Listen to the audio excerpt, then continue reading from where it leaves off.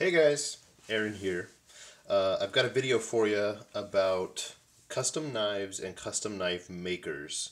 And one of the reasons that I think it is cool to work with custom makers. Why I think collecting custom knives is neat and all that stuff. This is something that just sort of happened over the past few weeks, and it involves my Hobacks. Not this one, this one.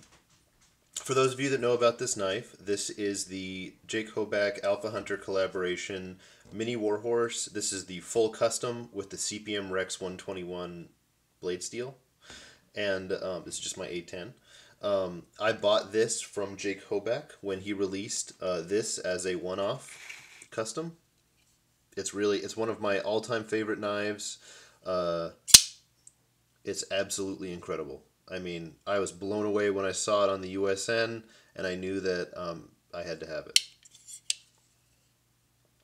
So, the story that I kind of want to talk about with this, and one of the reasons why, and I've had this experience with a few knife makers, but one of the reasons why I want to talk about this in particular is Jake went above and beyond on his customer service, and I think that's worth pointing out. But after I bought this knife, I had been using it, carrying it, flipping it. I hadn't had it very long, and you can tell that the flipping action on it is pretty intense. But that's also just a quality of Jake's knives. But it began to develop a little bit of lock rock, which then progressed into quite bad lock rock and very late lockup. I don't know what the issue was, and I'm not a knife maker, so I'm not gonna try and figure it out. But I called up Jake and I just said, "Hey man, you know, this knife is the lock is rattling. I'm just, you know, I'd like to send it back to you to get it looked at." And he said, "No problem, send it back." So I did, and I then left the country. This was in the beginning of, I guess, February. And I didn't really hear back from him. I didn't really hear back from him. And then I got a message from a mutual friend of ours that Jake and his wife were going through kind of a difficult time personally. They talked about it on the USN. There is a thread about it in the Alpha Hunter Tactical Design Forum. I'm not going to go into detail. It's Jake's business, but you can go there if you want to send him some positive vibes and prayers. But suffice to say, this got put on the back burner. I was fine with it, understandably so. He was busy taking care of life. That happens to the best of us. And then he got around to repairing it, and he couldn't figure out what was going on. The lockup was late. He tried peening out the lock bar, and that didn't really fix it. He remade the stop pin, still nothing. I honestly, I don't remember everything that he did. He tried to rebend the lock bar, all that stuff, and he finally kind of got it back to where he wanted it to be. And, oh yeah, and there were a couple of rough spots on the detent track that with this particular blade steel, which is very similar to carbide, begun to grind the detent ball flat. And the detent was getting lighter and lighter as you flip the knife. But, as he was finishing it up and kind of getting it back where he wanted it to after a lot of work, he was peening out the lock bar one last time, and on the last hit, broke it. Snapped it off, the lock bar. And I'm going to insert a picture of that right now.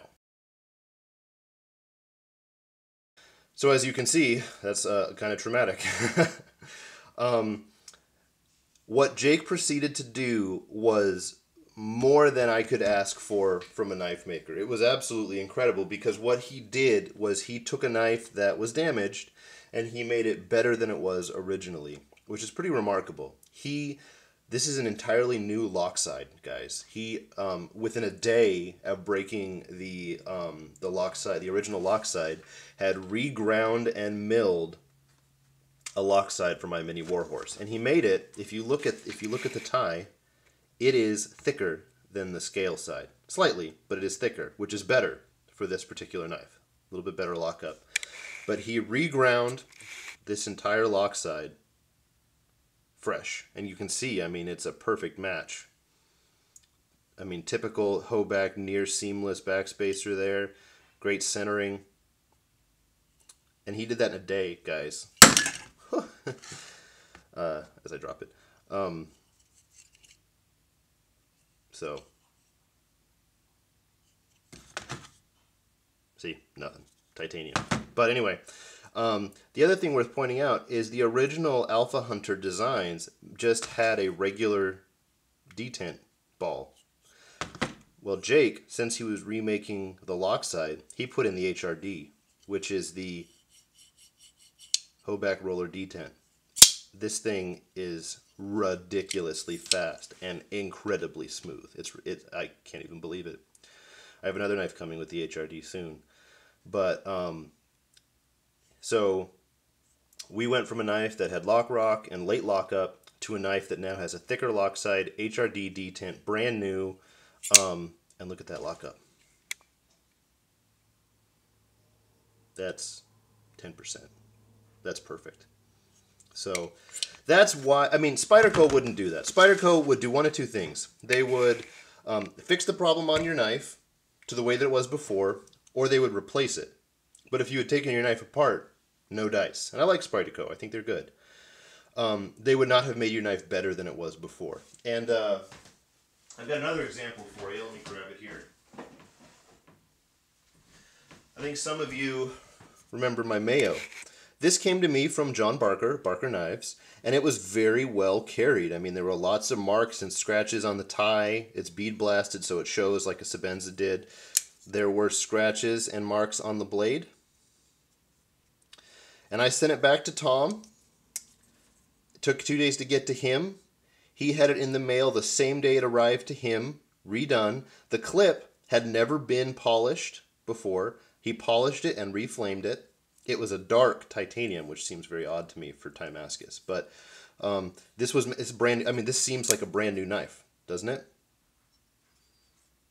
That's why we deal with custom makers, because they believe in the knives they make, and they're willing to go above and beyond to make sure that we're satisfied with their product. And they really, I mean, Jake went above and beyond. He didn't just fix the knife.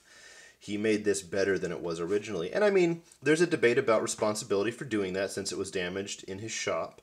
But instead of just quickly fabricating the other side the way it was before, he did the HRD, he did the thicker tie, you know, he made sure the lockup was right, and he really tried it out. And he did it, I mean, he broke the lock bar on Friday, and I had this knife with the new lock side on Tuesday. So he did it really quick for grinding a whole new side of a knife. So that's it. That's why I believe that we deal with custom makers. Aside from the fact that they make super awesome knives like A10s.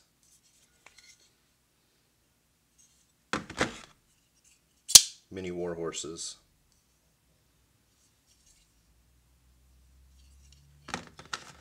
And Mayo Warncliffs with Timascus. So that's it, guys. Just a little short discussion. I'm going to be writing a post on the USN about this too. I think Jake deserves a shout out for all the effort that he went to. But looking forward to seeing your comments. Let me know some of the experiences you've had with dealing with custom makers and servicing your knives. I'd be interested to hear that. And yeah, thanks a lot, guys. Aaron out of here.